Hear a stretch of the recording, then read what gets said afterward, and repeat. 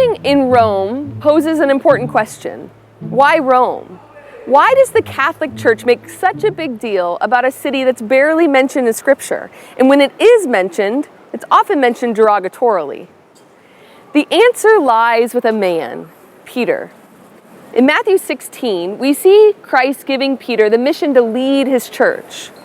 In Matthew 28, we see the church given a mission to go and spread the gospel and baptize all nations. Why Rome? Rome reminds us that the church exists in order to evangelize.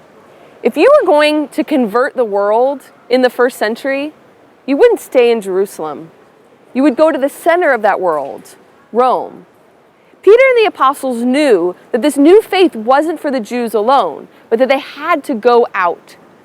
And so Peter, a humble man from Galilee, comes here to the center of the known world, with its decadence, with its law courts, with its forum, to convert the world.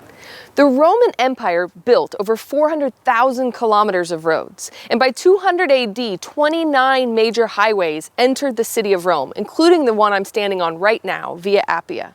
A common law, common language in the road system enabled people and messages to travel throughout the empire.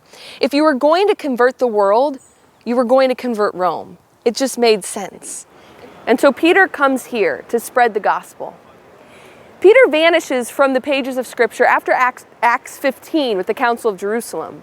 But historical details tell us that he came here to live amongst his Jewish brothers and sisters, amongst the house churches that had already been set up, as we see from Paul's letter to the Romans. He celebrated Mass with the early Christians here.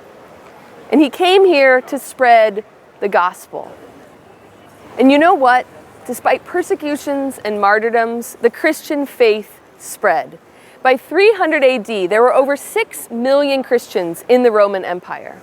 Why Rome? Because the church exists in order to evangelize. And what Rome reminds us is that even something as decadent as the Roman Empire can be used as an instrument to spread the gospel.